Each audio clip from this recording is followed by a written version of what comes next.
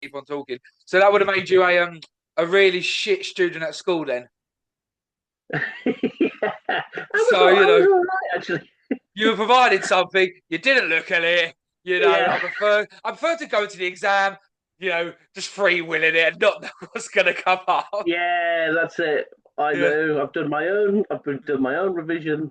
Whether it matches yours, I don't know.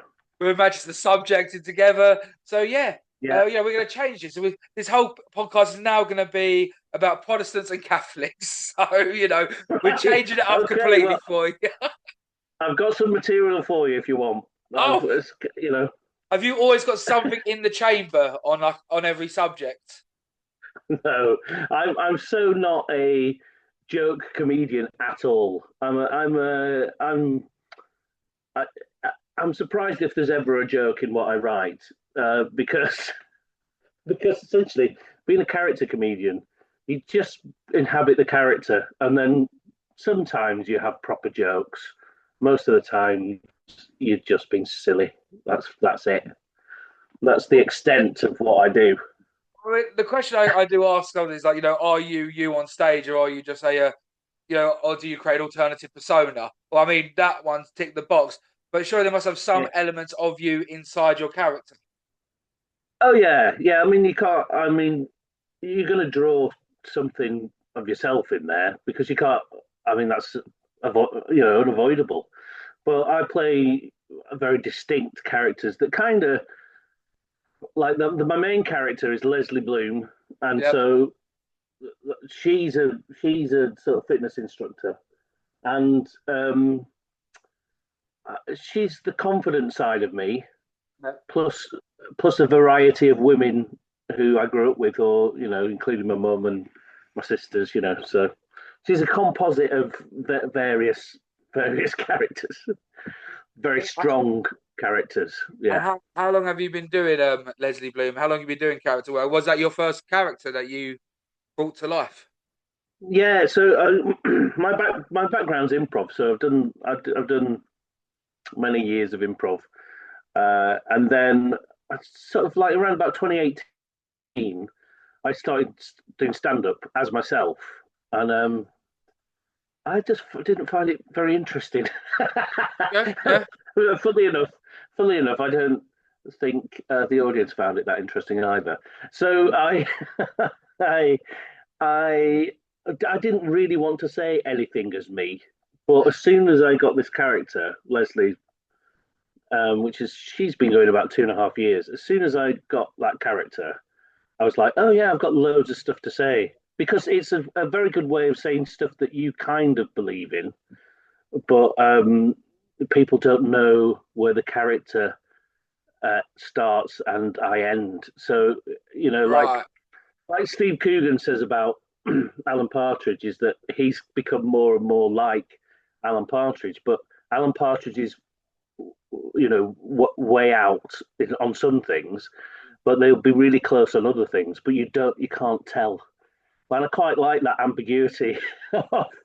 Like yeah, I can say something, and then I can come off stage and go, "Well, that is the character. That is Yeah. not me, but is it not me? Or I don't know. I Uh, think that'd be good when it's positive messages or light-hearted messages. I mean, I couldn't, I'm going to the extreme here. I couldn't suddenly do blackface and start doing racist jokes. I don't think that hit quite as hard. Like, no, I'm very pleased that you don't want to do that, Dan, yeah, but then we because couldn't go to the wardrobe for 5 seconds. I've been waiting for this all my life. oh, oh yeah, how to how to how to get yourself into trouble in very quickly. Um, yeah, I mean, all of my characters are pretty much very positive characters anyway. None of them are racial stereotypes or indeed offensive racial stereotypes. So, So as long as it's a positive message, it's sort of like, yeah, yeah, especially Leslie. I mean, I will my view on kind of the comedians that's kind of really have a go at the crowd yeah, and try and sort of roast them is that I won't. I don't enjoy that. I don't personally. I don't enjoy that. That's not my thing. So I will make people. I want to make people feel good about themselves. So the way that I will deal with somebody who's been disruptive, it's just to. It's just to first of all big them up and sort of give them a bit of space and sort of the character. I mean, the character's got a bit of a teacher kind of vibe, so you don't want to talk back to her anyway. And then if she will put somebody down if the uh, really obnoxious. But apart from that, I just want to build people up and sort of Yeah. have fun. You know, I mean, yeah, I if want you've got an everybody. outright, I want everybody new. What's that? so I said, if you've got an outright dickhead heckler that deserves a slap down, then well, that's free game. Yeah. But general Well, consensus, like yeah, we want everyone in the crowd to have a nice time. yeah. It's usually. I mean, the only times that I've come across people who are like that, it's usually really drunk, and you can't really do much with people who are really drunk because they don't pay attention. I had Yeah. I had one woman just shout the word cat at me for the last 5 minutes of my set. And I tried to incorporate that into the set, but I didn't quite successfully do it. And when I came off stage later on, she said, "Oh God, you were wonderful." And I thought, why were you shouting "cat" at me for 5 minutes then? I don't know why, but it's because she's really drunk. And Yeah. I'd asked for, I had asked for a suggestion for something because it was improv, Right. but she just continued to say it because she was just hammered. And those kind of situations you can't really do anything about apart from get somebody to get them out of the room. Okay. Okay. I've got quite. I don't know why I want to ask this question, but I'm going to ask it. If you Go saw on. Leslie on a night out, would you Yeah. date her? Would I date her? Yeah. Well, I mean, it would be a case of severe narcissism if I came over and went, "Wow, you're the most beautiful thing I've ever seen, Leslie." I mean, Leslie does give off erotic vibes, Oh no. so I think she that's part of her character. So I think the thing would be if Leslie wants you, there's no escape. I've got to say in the So matter. Yeah. So she's a cougar. yeah, yeah, very much so. So, but I wouldn't naturally gravitate towards somebody, and the character I kind of place somewhere in her 50s, Yeah. um, but she's just got a lot of energy, Yeah. sexual energy included. So she is attractive. So be careful. Yeah. well, I'm coming down to Brighton in September. I'll be looking out for her. I'm trying to. Oh, So, okay, what would in Brighton? What would Leslie's watering grounds be? Where would she oh, be going for a night out in Brighton? are And she's you not a looking prison for? girl, is she? She's not a. She's not be down. She's gonna be down at the drum and bass audio. I don't know if that was still there. Down at audio, like the No, I dubstep mean, are you nights. are you Where's she looking gonna be? are you looking are you looking for places to avoid now? I just, But where should it be? Well, she's a classy lady, so she'd be anywhere that's classy, anywhere that okay. treated her like the real woman she is. All right. So I don't think she'd be. Uh, I don't think she'd be down in the drum and bass. No. She doesn't want her ears to be assaulted. She'd be somewhere that's got a kind of private members club only kind of vibe. Oh, Uh, I never knew them places in Brighton. I was never allowed. Like, never. well, it'd be somewhere that is very unassuming. People don't think is anything, but inside there will be the elite of Brighton. You see You reckon that it should kind be of it should thing. be a picture and piano playing on the piano when people walk in. Yeah, shouldn't mind a bit of rebel rousing in that way. But Yeah. yeah, Okay. So when doesn't. when you come up with a character, do you sort of go pen to paper first, or do you just let it naturally blossom into something? Yeah, I very rarely go pen to paper ever. Yeah. Um, not with my stuff. So I'm in a sketch duo called Topping and Hards, and we have to, when you're working with somebody else, you have to put something down on paper, I think, or record it. But for me, I tried that. I think when I first tried stand up after doing lots of years of improv, because my improv instinct is just there, and I kind of work that way. Really, is that I don't. I think when I put stuff down, it stifles what I do. So I don't put anything down that I read out verbatim, but I will sometimes, like my show, Leslie Bloom Solves a Murder. We solve a murder together. So there's a structure of the show, how it works, and how what the reveals are, and things like that. So that's written down. The structure's written down, but I will still improv it every night. So I'll know things that work, and I'll hit those markers. But Mm. I basically, the way that I do it is getting in front of an audience, trying it out. Even if you have nothing, I really enjoy having absolutely nothing in front of a crowd, and Mm. then trying to work a character. I might just have the way the character walks or the way the character talks, and that's it. And then I'll just ramble for 5 minutes to try it out somewhere. Yeah. And then if I think it's funny, if I get excited about it, I'll just keep on repeating that character, you know. And that's Okay. it. I don't pretty much don't write anything down. Okay. So could you give me an example of a time that's worked really well and a time that has absolutely, gone to shit? All right. Well, I mean, like for Leslie, what I was doing like a exercise class, and the improv. It was an improv game, really. Mm. And what we would do is come up with a new exercise class for a demographic. So I'd ask for a demographic of people, like say, the elderly, and then I'd ask for uh, three moves based on like what was an animal. That's when the woman was shouting cat at me all the time. Um, and I would then do this class together, like for the audience, and then I'd get somebody up to help me do it. So as soon as I started doing that, it was just a silly improv idea. It, that was the audience loved it, and after a while, I realised it wasn't me that was running the class; it was somebody else, and that turned into Leslie. Mm. Um, and that's always been those kind of games are always successful. And if they're not, it doesn't really matter. It's a bit of improv. Yeah. People don't really care. It's very low stakes kind of stuff. You're just trying stuff out. Usually, a few people will enjoy that kind of stuff. Mm. Where it hasn't worked is where, where years ago when I first started, back in 2018, 20, maybe 2017, maybe.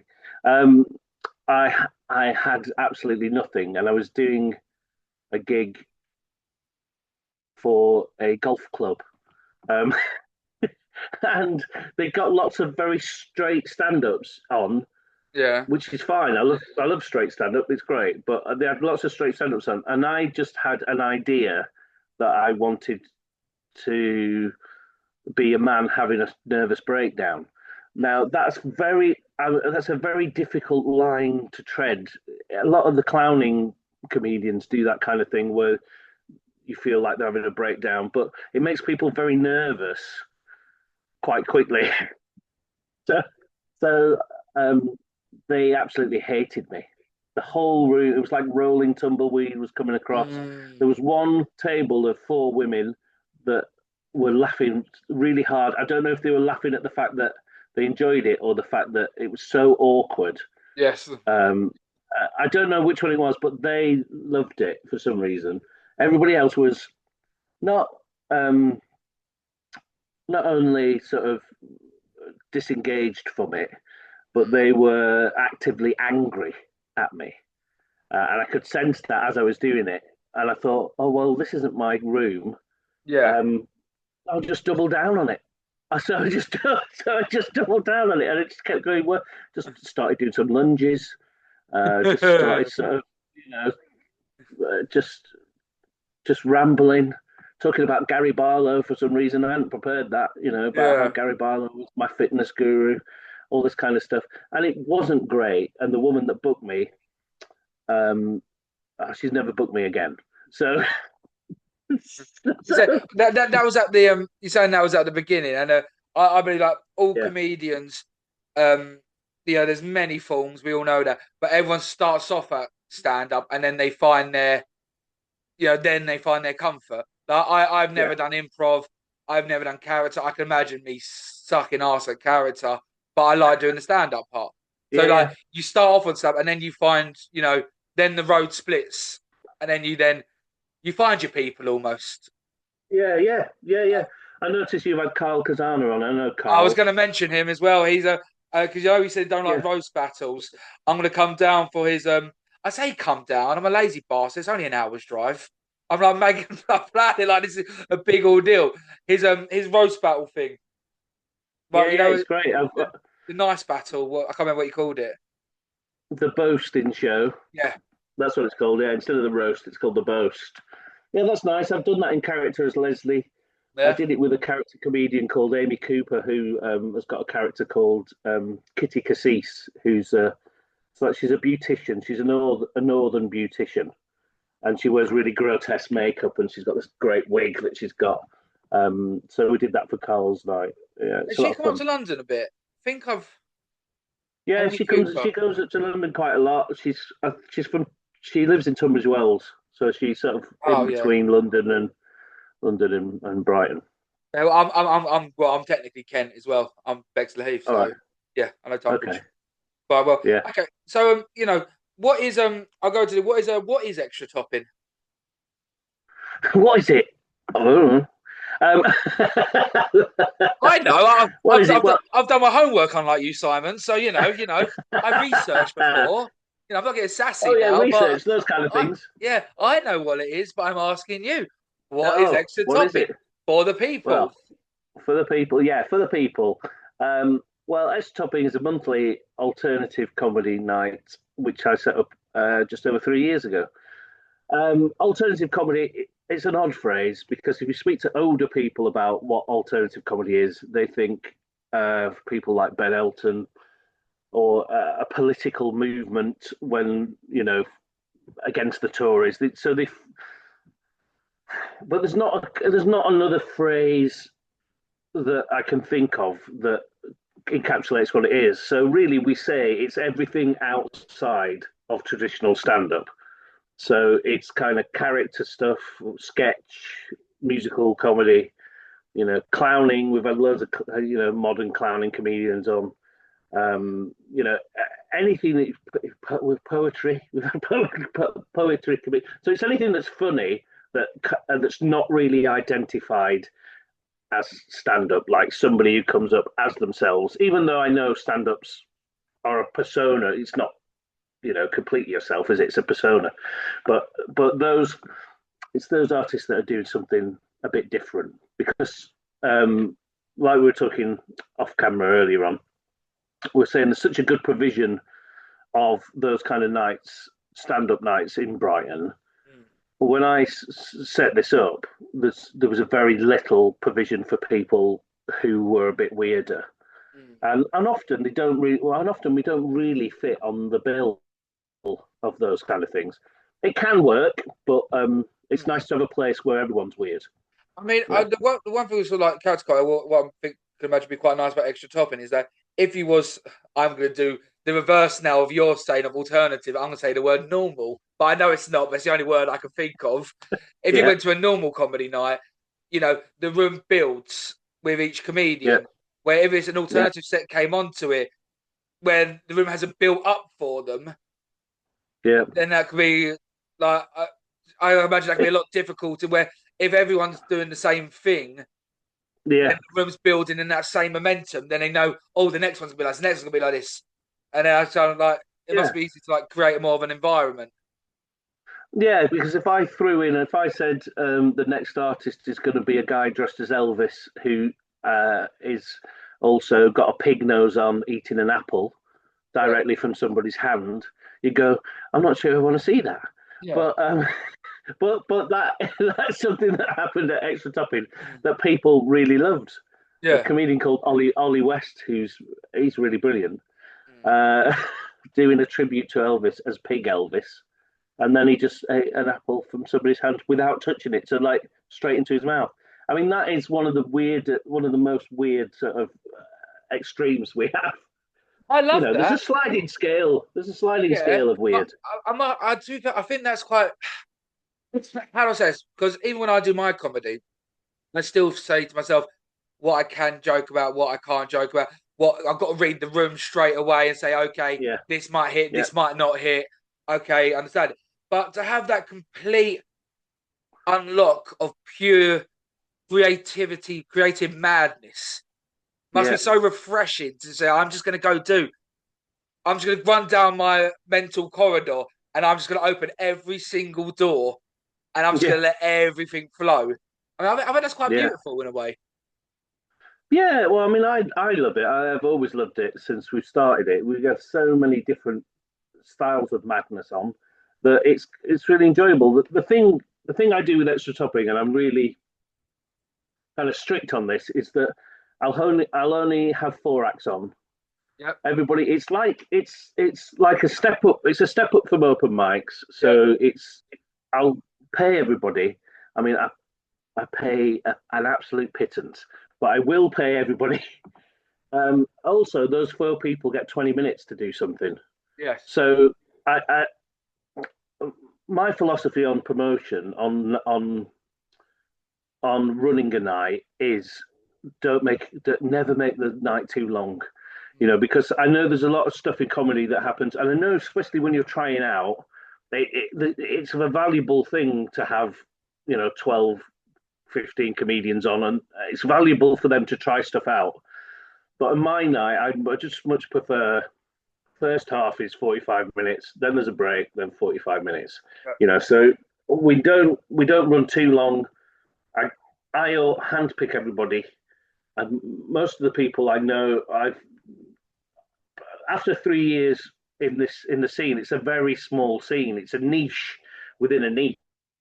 You know, Yeah. stand up's quite niche, but then this niche is so much smaller than the stand up. So I know most people. Oh, I know of them. If somebody says, "Oh, they gigged with somebody," I'll be like, "Oh, right, okay. Well, yeah, I'll have them on then." So I try and keep the quality as high as possible, and hopefully you'll go away just sort of, you know, uh, it's pure escapism. Mm. So there's no political stuff. There's hardly ever anybody being edgy in the sense of they want to go into dark territories. We don't really Yeah. have any of that. Most of it's just really silly. The Okay. vast majority of it is silly. Yeah. If you've got four people on the bill every time, how do you like decide the lineup? How do we decide that? Um, in a very haphazard way, really. Having put in bills together for 3 years, I think I kind of know what works. But sometimes I get it wrong. Sometimes I'll put somebody on and it won't quite work. Mm. But because we've got two halves, I kind of want um, if there's ever musical comedy, put it on last because people can't you can't compete with music. Okay, interesting. So if I put a musical comedian on and then somebody else who's a bit quieter, nobody's gonna pay attention. So musical comedy usually goes to the end, or because it's in two halves, it might go improv, musical comedy, something, something. So I will know what the people are like and what they're doing, and I also will know kind of how experienced they are. Mm. And you tend to put those acts on that have got bit more experience towards the end anyway. You know, Yeah. because people a lot of the time audiences will only really remember the last act. Mm. So you want to put somebody really, really solid on the last act, so they go away feeling happy. And Okay. a lot of the time, I'll pick artists that have been in or competed in the musical comedy awards. That's what I look at a lot of the time, and people who've been in Sketch Off, which is the big alternative comedy competition, Mm. um, and go from there. And bills and other bills that people have been on that have people that I know on.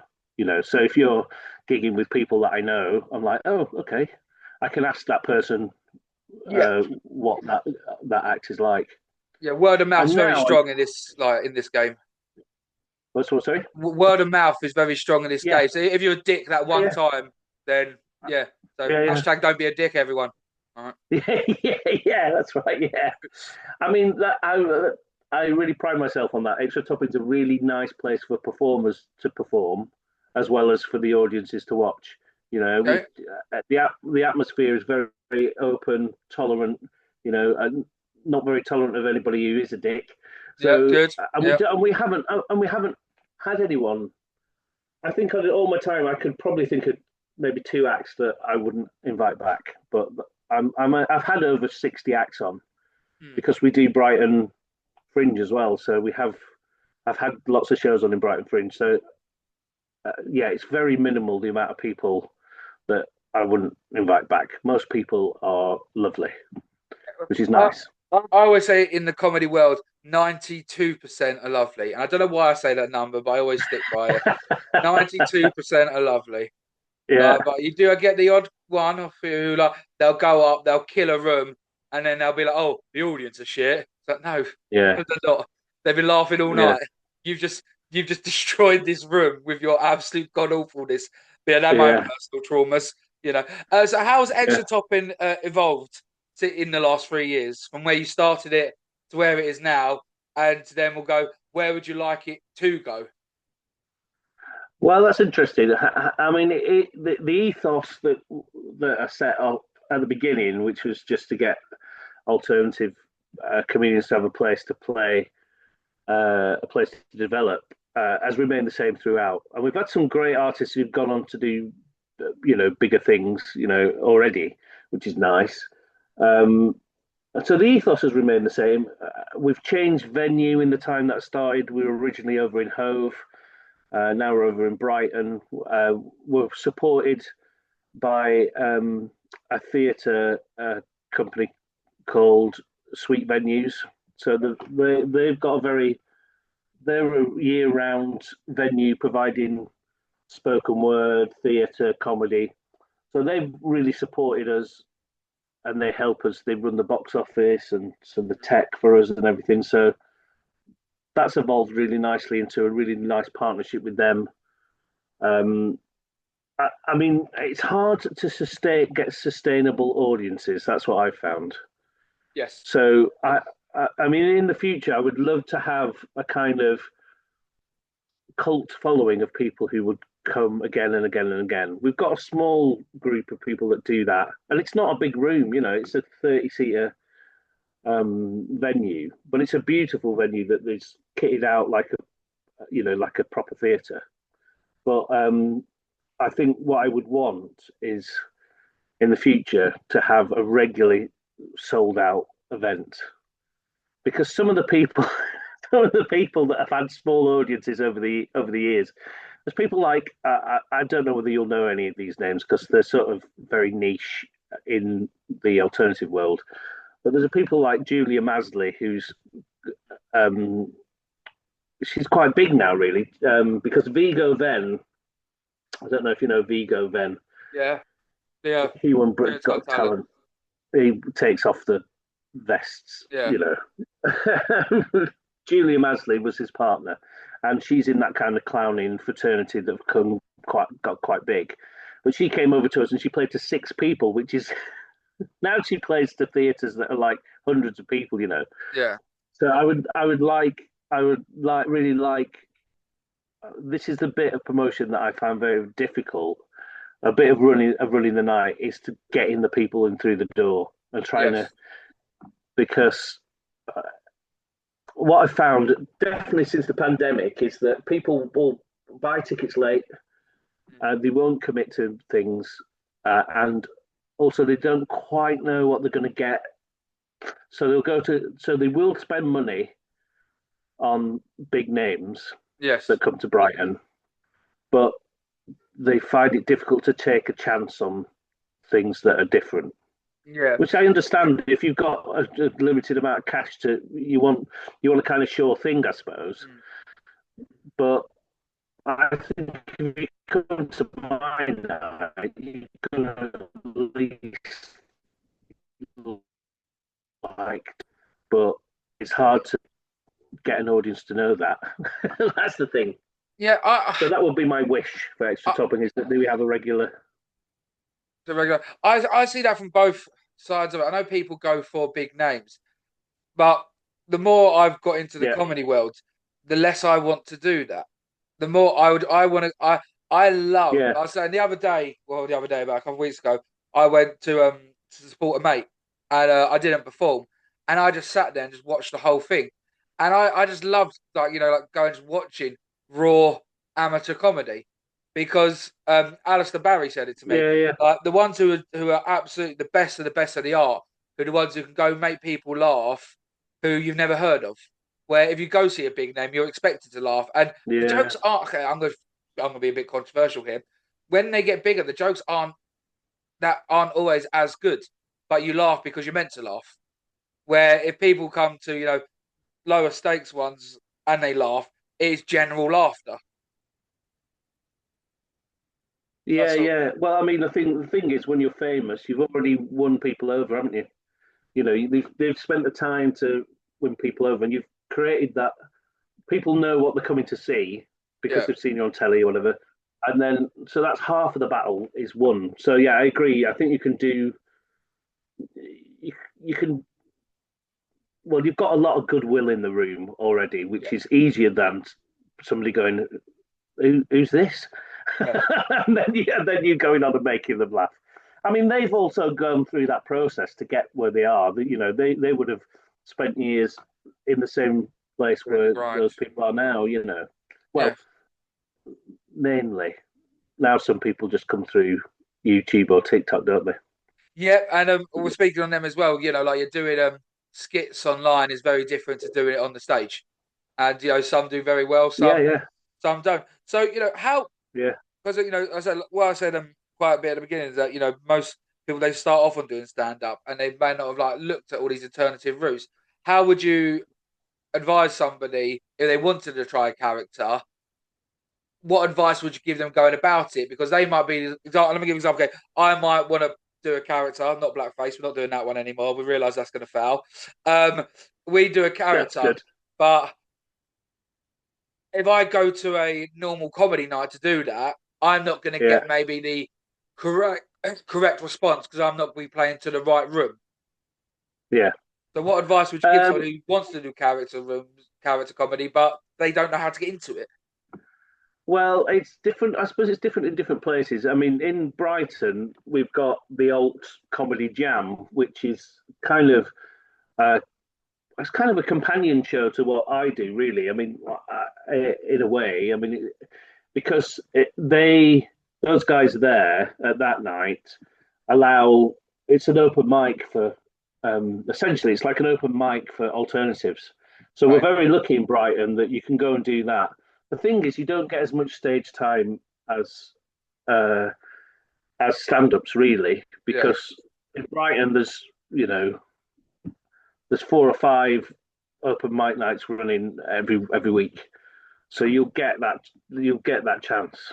yeah, But in Brighton, but also with us, there's only Alt Jam, that's once a month. I'm once a month.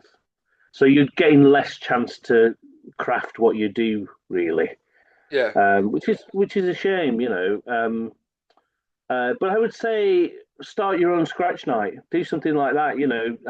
If you want to try out characters and you've got a group of friends, or even if you haven't got a group of friends, advertise it somewhere and say, "Look, I'm starting up this," because that's essentially what we did. And what the guys that do Alt Jam, Alec and Brad, they're great. That's exactly what they did. They're like, "Oh well, we don't have anything. There's no provision for us, so you're gonna have to start something." And then maybe just have it once a month to start off with. But then if there's demand, just build it from there. I think that's what I've learned from doing promotion is if there isn't something there that you want to do, you're gonna have to start it yes, and do it yourself. yeah. And you so, know, is it a hard process starting your own night? no, I don't think so. I think you just need to get a venue who's willing and has the time to schedule you in, and hopefully a venue who will be forgiving enough to not charge you if it's something like a scratch night. And in Brighton, that's easy enough to do. But you may be out in the sticks where nobody's allowing you to do that. So if that's not the case, try and find somebody who's got a big front room. and start doing it from home. Like, a lot of like theatre scratch nights are based in home like that, where people are just trying out 15 minutes of their writing or whatever. Mm. Just start it. And the main thing is just to start it and try and get like-minded people interested Okay. in any way you can. And soon you'll be building up a little group of you. Little following. How did you go about reaching out to a venue? Well, I already had a um, I'd already had a relationship with Sweet Venues, so Yeah. the theatre company that does that, as they've been in Brighton for quite a long time. So I'd done a couple of shows in the Fringe with them. I did a show called Why I Had to Leave the North in 2018, Yeah. which Cool. was basically, yeah, which is basically about my childhood, sort of, and about my brother who's a bit strange. Yeah.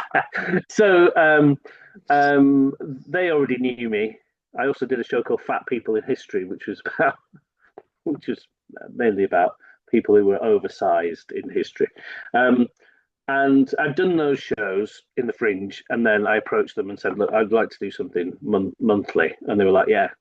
But you can do it as simply as just approaching a pub that's got a room above, above the main bit, and then just go, "Can I put something on?" And a lot of people are very receptive to that Yes. because if you bring more people into the pub, even if you get one round of drinks out of it, if you've got a room that nobody's using, then yeah, happy days for them.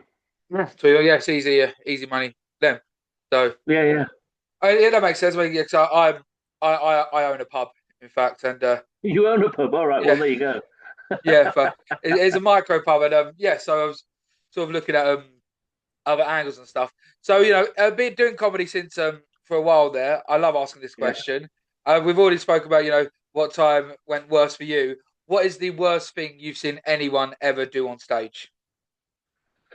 Well, like I say, in my night, we're really lucky that we Yeah. don't have, we don't, and I think I kind of, because I selected people myself and it's not open, Mike, I kind of weed people out, hopefully. Yes. Did have one act, because sometimes the clowning comedians can be a bit confrontational because that's part of the clowning training. Yeah. It's kind of like, you know, so one clowning comedian was singing opera, but Right. it was also throwing salad into the face of an audience member and Okay. hitting them with a baguette Okay. repeatedly Cool. whilst he was singing, which which was making this man in the audience very angry. Yeah, I can So, imagine. I know. Yeah. so but that particular act is very. He likes to be in your face, you know. And so there are a few clowning acts like that which are, you know, they like to court a bit of controversy. So those people sometimes I have to think, oh, will I put them on again? I don't know. But okay. But I'm very lucky. I'm very lucky to have You have not a been good. around anybody who's been awful or inappropriate or racist or anything like that. I haven't had Yeah. anything. I haven't seen anything like that On on your my bill. shows. And so it shows you must have a good palate then to pick out the good alternatives. What about in general? Not your night, but Yeah, in general, what is the worst thing you've seen someone do on stage? on stage. Oh God. Um, 'Cause do you know I've had what? I I've think had I've. loads of people say to me they've seen people getting their dicks out and stuff, and I must be fortunate that I've never seen this. But I've had about three, four I, comics say, "Oh, someone people just got their knob out on stage." And it's like, well, why? I've never seen that. I've No, never ever yeah. seen that. So touch wood, And literally. well, Wait, again, sorry. some comedians get some of the clowning comedians get, and I'm giving clowns a bad rap now because a lot of them are amazing, they're wonderful people. There is a spate of clowning comedians, male clowning comedians, who like to get all the clothes off, but that's kind Right. of part of the performance. But I always find that a bit boring, really, because I'm like, well, just do something more interesting instead of taking all the clothes off. But that's just my personal stance. And I've been very lucky to not see very much bad behaviour on stage. I've seen Yeah. some bad behaviour off stage, I've seen some people who aren't very gracious Yeah. um, off stage, and some people who think they're better than other people. But Yeah. I think you'd see that in any creative thing that you do. Yeah. Well, But I've been very lucky not to see anybody be that bad. I think some people just with bad material try and trying to be a bit edgy. There was this thing where people would talk about paedophiles a lot, and you just think, just don't go there. yeah. Just don't bother. Just don't bother. Just say something more interesting. Well, You the know. thing, the one my hot take on this is, and it's sort of developed over the last 6 months, is that yes, you can joke about anything. I am a big Yeah. believer. If you can find funny in something, go Yeah. for it. But it Yeah. needs to, most probably, be funny. Because if you've gone on Yeah. stage and you've chose to speak about that, you've Yeah. chose to go to these taboo areas. No one's Yeah. told you to. You've Yeah. chosen to. So if you do, you've got to make one. It's got to be creative that no one else has done, and Yeah. it's got to be funny. Otherwise, you've gone out your way to speak about something that people are going to formulate an opinion on you on. Yeah. I think you can only do successfully if you're very clever. Yeah, If you yeah, yeah, and you've got a good grasp of the whole situation that you're trying to yeah. So, talk about. Because somebody like Frankie Boyle, he's very clever. He's not always my cup of tea, to be honest, but I not mine. think I know, but I think he's sort of, he does have a studied opinion on things rather than, oh, I'll just say this for the case of saying it. Um, See, but, I disagree with that. I disagree with that. I think he do you think does he throws stuff emphasize out? metaphors for the sake of using them. Like I mean, it was Yeah, like or maybe, Katie Price has got a vagina like a hippo's mouth or something, and it's like, but I don't know, like you've gone to the most extreme metaphor for the sake of it. I'm not saying there's not yeah, comedic room in that, but yeah. I mean, I Well, don't know. maybe I find maybe you're right. metaphors lazy. Yeah, yeah, fair enough. Maybe you're right. I don't know enough of his material. I just know some of the bits and pieces that he writes about in the newspapers and stuff like that. Yeah. So, yeah, And so you got to play on the persona you're portraying. I just find people who naturally gravitate towards controversial comedy not that interested for me. It's just not my thing. I gravitate towards the complete opposite, which is just stupidity, Yes. which The, is pure escapism. That's oh, that's. it's I the know. I know purest some form of people say, comedy, I would say. hmm? I'd say that's almost the purest form of comedy. Yeah, I suppose so. Yeah, Uh, I think Being silly. some people say it's the duty of comedians to point at the society, yeah, and I can see a value in that, and sort of the court jester is always the person that tells the king is what he's doing wrong, that kind of thing. Yeah. I can see the value in that. I see the value in that very much so, but it's not where I'm coming from. Yeah. So it doesn't interest me as a No, performer. I mean, I'm a similar opinion of yours. With my comedy, it always looks like I'm going to punch down, but I never do. All So right, yeah, I'll give an example of mine, and I love yeah, this bit so much. I've recently filmed, and you lose the room in the first 5 seconds, but then you get them back.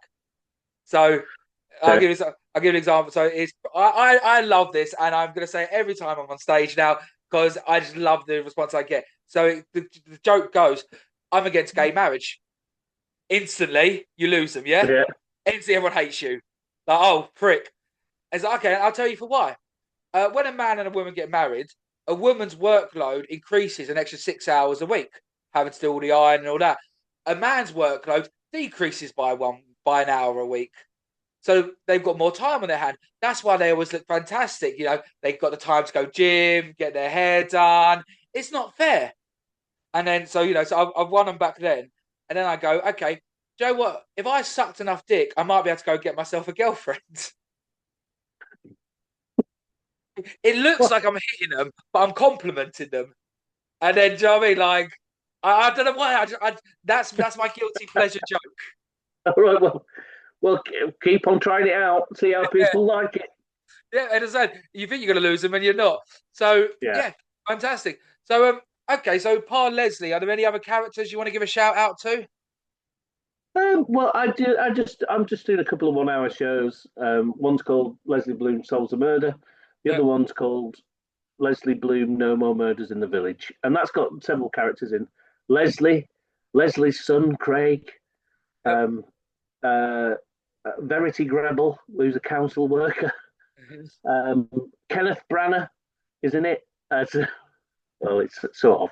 And there's another um, character that I do in that called Sir William de Winter. I did the MCAs with that as a musical character. It's a lot of fun. So yeah. So that's what I'm doing at the moment. I'm doing Camden Fringe for a couple of days in Okay. August because I'm not going up to Edinburgh this year. Yeah. Um, so yeah, I'm doing that instead. Got a question because it seems like Leslie's your main girl. When you do another Yeah. one, do you almost feel like you're borderline cheating on her a little bit? Oh, um, you're not coming out yeah, tonight, no, Leslie. Sorry, you're staying at home. I know what you mean. Boys' Well, night. Leslie, yeah. Um, yeah, I think Leslie's so fun to play though, so I don't worry about coming back to her at some point. Yeah. So yeah, I know what you mean. There's that kind of, oh, should I be doing this? What will Leslie say? And yeah, that's true. Sometimes, it feels like you go to sleep and Leslie's done horrible things, and then you wake up. I mean, like Jekyll and Hyde, who's the real me, Leslie or Simon? We'll never Yeah. know. The skits, no, not skits. What's the splits personalities forming? Like, who Yeah, am I some anymore? kind of schizophrenia. Yeah, That's yeah. the one. So, other question. So, like a Brighton Pride Month, would you go out as Leslie, or do you You only know, keep it for the stage? I only really keep it for the stage, to be honest. But I would go out. You know, Yeah. it's a good idea. Maybe Yeah. Pride's coming up. I It could is. go out Oh, as a Brighton Pride. I loved going to Brighton Pride. Like it was just such a good jolly up. Even as like yeah. a straight white man, it's such an amazing fun time. Oh yeah. It's a lot of. It's just a big celebration, isn't it? Which is Yeah, piss up. you know, To be yeah, honest. yeah. Well, whatever your drug of choice is, whether it Yeah, yeah. be That's yes. alcohol or something else. It's a You know, catalogue in Brighton. They give you when yeah, you yeah. It's all arrive. there. It's all there. So, Simon, it's been absolutely brilliant. Thank you ever so much for coming on. I really Oh, it's a enjoyed it. pleasure. And I forgot to almost end it. So, why should people come to watch? Why should people come to Extra Topping? Well, I just think for me, you're going to see somebody different. You're going to see a good quality of act, and it's just going to be a night of just a pure escapism, which you're going to, it's going to take you out of yourself, and you're just going to have a little giggle. That's why you should come. I think Simon, thank you ever so much for that. All I right, wish you all the best. all right. Thank you Cheers. very much, and All you. right.